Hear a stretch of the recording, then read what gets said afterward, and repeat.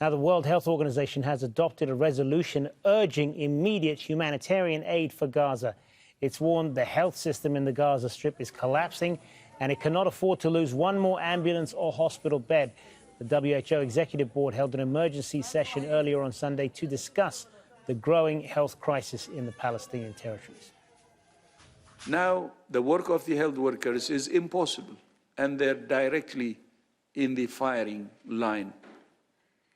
Since the 7th of October, WHO has verified more than 449 attacks on healthcare in Gaza and the West Bank, and 60 attacks on healthcare in Israel. Nowhere and no one is safe in Gaza.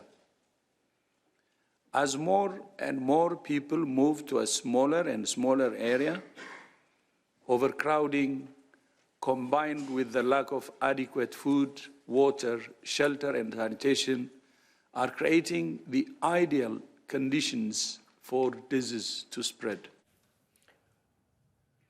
Well, Paul Brennan joins us live now from Geneva. So, Paul, what else did the Director General say there?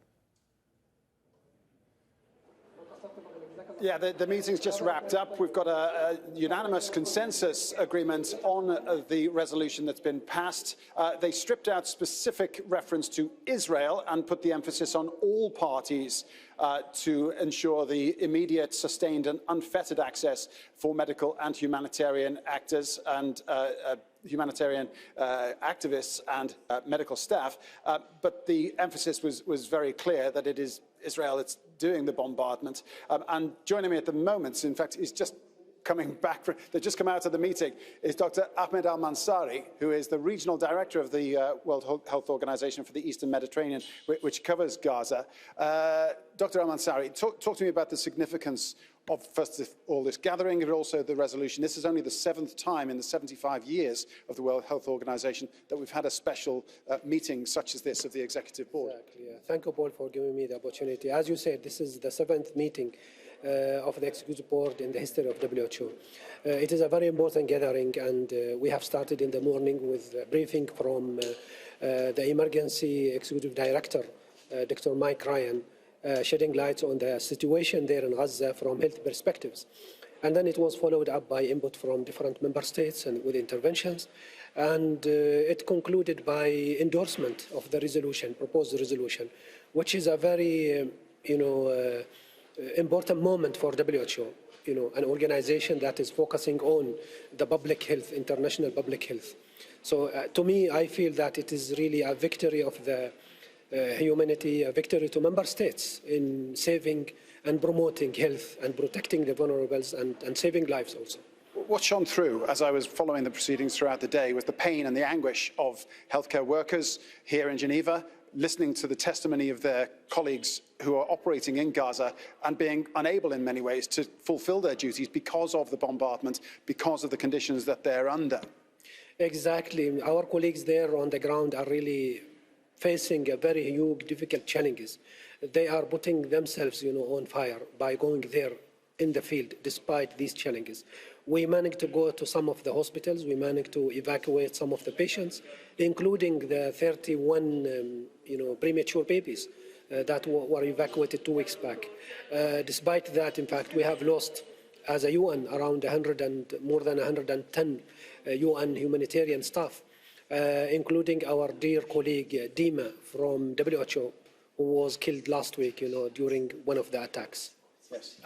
But at the same time as hearing the practical impacts that your work is having, I have to pose the question, when the Israeli delegation at this meeting said that, frankly, it would make no difference to them what you resolve here in Geneva, what practical impact, what practical improvement can a resolution like this actually have on the ground?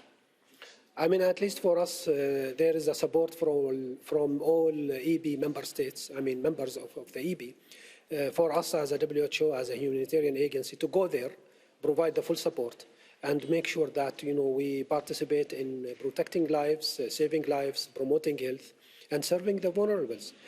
Now, when it comes into the implementation, it was one of the major comments by member states that we should really be given the floor and the power and the tools to go and implement and serve those people. So it is, I agree that it is maybe one of the challenges, but I'm sure we will be able to overcome that challenge by the super commitment of the member states. At the very least, this adds to the international pressure on Israel to stop killing civilians. Exactly. I mean, that is one of the most common requests of member states, to have, a ceasefire, uninterrupted, continuous ceasefire with unembedded, shipments of humanitarian aids in general, but particularly the medical supplies to the healthcare facilities, serving those patients and injured people, and to protect the healthcare system and the workers in the health system, either in hospitals, health centers, or those in the field through mobile teams and ambulances. Dr. Ahmed al-Mandhari, thank you very much indeed. Mandhari, thank you very much indeed for joining us. As I say, this resolution was passed by consensus, didn't go to a vote. Israel were there in the room. They weren't happy about it, but it went through nonetheless. Back to you. Paul Brennan live for us there in Geneva. Thank you.